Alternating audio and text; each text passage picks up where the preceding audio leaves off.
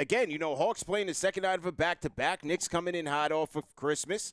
Hawks seem to be reeling. I thought this should have been one where the Knicks would win this one going away, 20-plus, 30-plus points, just the way the game was trending. It just seemed like the Knicks were headed to really watch this team and blowing them out. But, no, that wasn't the case. Give credit to the Hawks. I thought, they were able to survive, especially the Towns onslaught, because Karl-Anthony Towns, our player of the game, did a great job of just dominating inside and dominating the lack of an interior presence by the Hawks. But once they got into the fourth quarter, Knicks had that 9-point lead. The shot selection got a little bit tricky. Their three-point defense was very porous. And give credit to the Hawks. They seemed to get their legs as that game, drew on. And, hey, the Knicks were in trouble, man. But thankfully for the dog, for saving the day with a game-sealing steal to take us home, man. Absolutely, bro. And look, in this one, it really came down to the third quarter, right? Just where everything started to unfold for the Knicks. But look, they did just enough to win this one. I thought Nickeil Alexander-Walker for a second was going to drill that three with that pump fake sidestep that he had on Mitchell Robinson. You thought this one was going to go into OT, but you got great performances from Karl-Anthony Towns, Jalen Brunson. You got another efficient night from Mikal Bridges. As you mentioned, you had OG playing a solid defensive game. And then look what you also had. Kevin McCuller Jr. coming out of nowhere, man, doing his best Josh Hart impersonation. Even better than that, though, because he was knocking some shots down, especially from deep. So great to see that and the development continue. But for this Knicks team, man, they did what they just had to do. They did just enough to win this one and defeat a Hawks team and, look, just beat on them, man. It's what you want to see from this team when guys are down. And, look, I kind of can understand where – you're missing some mainstay guys. You don't have Deuce. You don't have Shamet. You don't have Hart. Now you're going out there. You got Diawara in the starting rotation. You switch that up with McCullar, who gets more minutes than him coming off the bench. And so Mike Brown's trying to figure out who's going to be the guys that close this game tonight and who's going to provide me some solid minutes. And it ends up being guys that we wouldn't even think of. But look, there's going to be some hiccups along the way when you have a lot of young guys out there. Now it's not just, it's just not Mo, right? It's not Diawara only out there. It was Diawara, it was McCullar, it was Kolek. You have a lot of young guys out there, and I think that would attribute to why this game wasn't as clean as it could have been. If you probably had Josh Hart out there, McBride, it's probably a little bit more of a cleaner game. But hey, this is the growing pains, man. Especially when you're trying to incorporate new guys, work with the depth that you have. And I'll take this, man. I'll take this win. Yeah, 100%. Definitely take it, especially anytime you get a win over the Hawks. You take it. Anytime you get to, embarrass Trae Young a little bit, you take it because he looked pretty dreadful. Shout out to Han Solo for calling him out during the game. It just seemed like just going through the motions, man. I thought that was part of the reason why the Knicks just had such an easy night in the beginning was because you really didn't feel any type of impact from Trae Young in this game whatsoever. Quinn Snyder down that stretch, down at the end, they chose to run a lot of offense, not just through Trae Young, but through Jalen Johnson in those double screens and trying to draw smaller defenders on Jalen Johnson where he could shoot over them or use his athleticism to attack the basket. They were trying to get him off of OG, get him off of Mikal Bridges, and try to draw the mismatch there. So Quinn Snyder saying, hey, listen, maybe my best chance of winning is to create offense from Jalen Johnson, and maybe he can create from there. They did get some great performance by Onyeka Okongwu with 31 points, 14 boards, so he was able to match Cat's output, and then Nickeil Alexander-Walker hurt the Knicks with a couple of clutch threes in that fourth quarter as well. So certainly interesting. And then, what was also interesting was in that fourth quarter when Captain Clutch, Jalen Brunson, is doing his thing, right? He's going into it. He hits the back-to-back mid-range shots over Dyson Daniels, tough shots over Dyson Daniels. And I love that matchup between those two guys. But Jalen, he got those two. And then he gets the three over, I think, was that Alexander Walker? Was that top of the key three? Was that Alexander Walker or Dyson Daniels again in that fourth quarter? I can't remember. So I'm like, oh my, okay, here we go. Captain Clutch is here to save the day. And then the next possession, give credit to the defense, he gets ripped by Alexander Walker. I said, oh, my goodness, this is crazy. But as I said, man, OG really had some monster plays there in the fourth quarter. He had the and one in the fourth quarter, and then also got the steal on it was Jalen Johnson. Ripped the ball right out of his hands, and that turned out to be the game winner. The Hawks did get a final possession there where I don't know if you thought they should have fouled. Knicks were up by 3 there, but they did end up just playing it. They get it into the hands of McCuller Alexander Walker. He's able to fake Mitch and misses the 3. Knicks get the rebound and end the game. What did you think there in that last play? Did you think they should have fouled or just played straight? I'm going to go with the foul, man. You don't want to give this team an opportunity to drill a 3 and then next thing you know, take it to overtime. Like, look, you're traveling. You just want to get the win. All right. So force them to go to the free throw line. You never know what's going to happen there. And even if they hit both of them, right, you still at least get a possession. They got to foul you then. You at least are in more control of your destiny when you got to shoot free throws versus giving them a chance and allowing them to walk away with an overtime. And then, anything could happen in overtime, right? You want to make sure you can you want to make sure you can walk away from games with a victory and that everyone's healthy, man. That's the biggest thing. So I wish they would have fouled and not allowed Nickeil Alexander Walker to go for the 3. But once again, man, it's thankfully it played out in this way. We've seen it in the past, man, during last season where we didn't foul when they were up. And next thing you know, you start going to overtime, games start getting out of hand. Then it's just, why didn't you do that? And you start, looking through you start questioning, going through all the hindsight vision, Kevin McCullar Jr. I mean, you can't replace Josh Hart, but in terms of effort, in terms of energy, Kevin McCullar Jr. definitely did his part. He comes out in the first quarter, gets the Knicks 3 to 4 offensive rebounds of his 5 in the first quarter alone. So that's the energy, that's the hustle that you're talking about. And then how about this, Al, where Kevin McCullar Jr.'s game is primarily, since we've seen him, primarily based on his drives. His shooting numbers are really never that great. He comes in and knocks down 2 big threes in the first half. Right. Great energy by Kevin McCullar tonight, man. Excellent energy, man. And look, I liked how he was showing progress through Summer League, too. Especially coming back from injury, not getting a lot of playing time last season due to the injury. And then you're looking at him like, hey, how's he going to look? And it looked like he, lost some weight, got into better shape for the Summer League. And look, all that hard work that he's gone through and rehabbing and coming through, it's paid off dividends and seizing the opportunity that Mike Brown has given him. I mean, look, not only did he get the 8 boards tonight, 4 offensive, 4 defensive, right, and get you 2 assists as well. He went 3 of 6 from downtown, CP. On top of that, he went 4 of 7 from the field, so got 13 points for this team in his 23 minutes. And I thought he did a solid job defensively. There was a drive where Jalen Johnson was going down the middle of the lane and he stopped him. And I was just impressed by that for a guy who, really like since the last game, what was it? Last game on Christmas Day where he got a little bit of minutes. He got extensive minutes tonight, and not saying that the stage wasn't too big for him. Like, you could still see the rookie moments, like the turnovers and everything from there. But for the most part, he was just hustling and trying to make the most of his opportunity tonight. And I thought he did a phenomenal job doing so. And for Mike Brown to continue to trust these young guys and give them spot minutes where you lose guys, once again, like Hart, Shamet, McBride, like to get trust out of these guys, excellent, man. Because look, now you don't got to rush somebody to come back if he's going to play this well, right? I mean, if you are saying, hey, Josh is going to miss some time, you don't got to rush him back from anything because you need him. You give Josh a little bit more time to heal, recover. That way, he's 110% ready to go, and you can lean on McCullar for these minutes. And not only does it help with guys recovering, it also adds to if someone's not having it tonight, CP, you can go to somebody else on the bench. You now say, hey, I know what this guy can do. Maybe this is the energy that we need tonight. And let's say it's like one of the starters that just doesn't have it going. Let's go to McCullar, man. Like what they did. Let's go to Kolek. And I'm happy that Mike Brown is not afraid to give guys second, third chance opportunities to go redeem themselves and see what they've been learning through practice. So excellent job by McCullar tonight, man.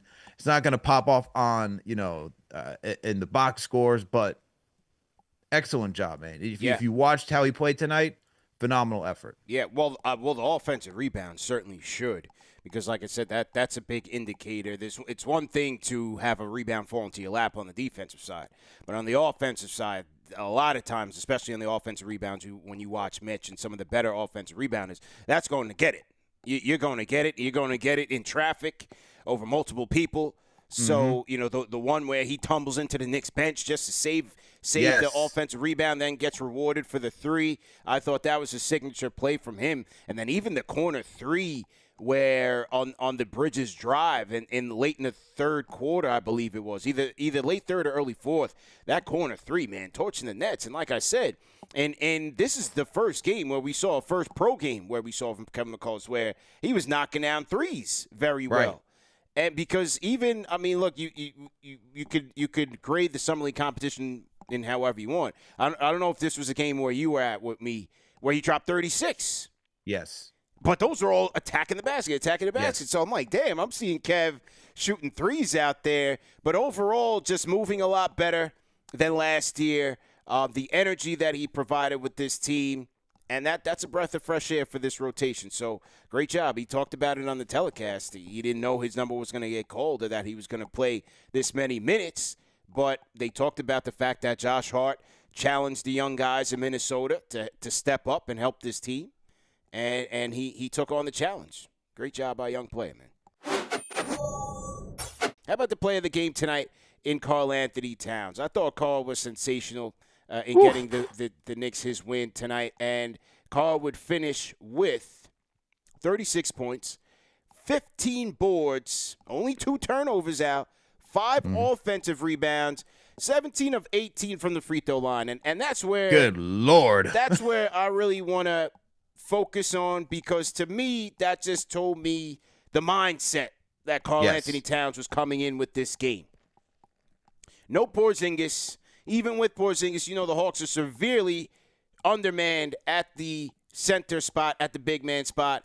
Karl-Anthony Towns being the biggest player on the court, literally, and their focus on the offense, dumping it down to him and dominating. I love that energy from Karl-Anthony Towns. Then later in the game, much later in the game, was when the threes start popping. He hit 2 big bombs late in the game, or I believe that was the third quarter, 2 big bombs there. But overall, his whole game plan was to go inside and dominate, and I loved how he attacked tonight. I loved it, man. And this is the stuff that you want to see from Towns, where he's just being aggressive. Like, that's the thing, right? We always talk about, hey, Towns, like, be aggressive, stay locked in. And he didn't commit any fouls, any silly fouls of that nature, right? He was very locked in from the get-go and took advantage of a team where, well, no KP, as you said, would have mattered. No, because that's another guy that he could still, go toe-to-toe with in the paint. But the thing that you like to see is the 17 of 18 from the free throw line, because that means he's getting downhill. He's either working the post, he's just battling, he's using his size and physicality and forcing the defense try and slow him down. And we saw that it paid dividends for him, man. And look, even slowing the game down just to get those 17 of 18 free throws tonight, that's the edge that we're talking about when you talk about 128 to 125. Hitting all those free throws, like if he misses a couple, CP, we're talking about potentially a tied game, right? And so for him to slow down the game, tack on even more points, allow the Knicks to get a breather, get back to set themselves back up, and play the half-court game that they're looking for. I just love the approach from Karl-Anthony Towns tonight, man. And then, as you mentioned, he went 3 or 6 from downtown. He started to open it up for the rest of the team. So once he started knocking down threes, it just opened up driving lanes for everybody else. But this is the type of effort that you want to see from Towns on a consistent basis, where he's just being physical, using his size, and continues to show why he's one of the best scoring bigs in the NBA. And how about the flashing of the passing? Though, how about the pass to Mikal Bridges, man? The no-look behind the back. That was beautiful. That was absolutely beautiful. The no-look behind the back pass to a cutting Mikal Bridges. That's what Karl-Anthony Towns is capable of. And it was absolutely beautiful. Beautiful basketball by Karl-Anthony Towns. Let's run through the key stats of the night, man. We didn't even get to that yet. We're an hour. plus into the show. Let's get to the key stats tonight. Brought to you guys by DraftKings Sportsbook, and then we'll get to some more calls. Both teams shooting fairly well from the field. 48% for the Hawks, 45% for the Knicks, Al. Knicks did shoot 35% from downtown compared to 40% for the Hawks. That was a big reason they got back into the game. Both teams hitting to the free throw line quite a bit. 32 attempts for the Knicks, 27 for the Hawks. Knicks shot 84% from the free throw line, 81% for the Hawks. Knicks did dominate the rebounding battle, as you would expect, with the size edge, 55-37, including 19 offensive rebounds. The assist battle won by the Hawks, 33-27. Turnovers, 14 turnovers by the Knicks led to 20 Hawk points. 12 Hawk turnovers led to 24 Knicks points. Hawks won the fast break battle 23-12, and that's where, especially when the Knicks get caught in bad shots, where a guy like a Towns might hit the deck, or Brunson hits the deck, or you have like a Kolek who threw up a terrible layup late in the game or in the fourth, and somebody else crashed. So now you got a 5-on-3 opportunity. Those things kind of hurt the Knicks in terms of their transition defense, and I feel like a lot of teams kind of capitalize on that. Points in the paint, 52-50. Knicks did win that, and then largest lead of the night, 18 for the Knicks to 3 for the Hawks. Knicks led 83% of the game. Now, your thoughts? Biggest thing for me, man, the second chance opportunities. This team is just continues to show that we have enough rebounding on this team. Even with Josh Hart out, McCullar does the damn thing, as we discussed earlier in the show. 55-37 is great. You know, I'm always going to highlight rebounding just because that's going to win you playoff games as well. So great to see that they were able to out-rebound the Hawks 55-37, and that led to the second chance opportunities. The one that sticks out to me, something they need to continue to improve on, is the fast break points section, right? Just allowing Atlanta to get out there and get 23 points out in transition. They need to be better at that. Now you could say, hey, they're missing guys. We're missing one of our best point of attack defenders in Deuce. We're missing Josh Hart, another hustle guy who is also like a ball hawk, you know, like a free safety out there that can just intercept passes while in transition. But still, even with those guys out, you want to see that this team continues to just get back in transition on defense and just limits those opportunities. And for a young athletic team like the Atlanta Hawks, you want to really make them work the half-court game. So I would like to see them to continue to improve on that. And look, they've done a good job improving in that area this season, CP. Just let me pull up the stats right here, because when it comes to allowing opponent fast break points, Knicks are right now at number 10. They allow they allow opponents to average about 15 points per game when it comes to scoring out in transition. So Knicks have improved from where they have been in the past, but they can still continue to improve in that area, as we saw tonight. There you go, man. I'm going to go with the rebounding battle. That was easy, for the Knicks to dominate between Cat and Mitch. To me, that was part of the reason they were able to extend their lead up to 18. Like I said, I thought the way that they were trending, they would have watched this team and blew them out. But give credit to the Hawks for fighting, being a professional team, and coming back in front of their home crowd, or quote-unquote home crowd.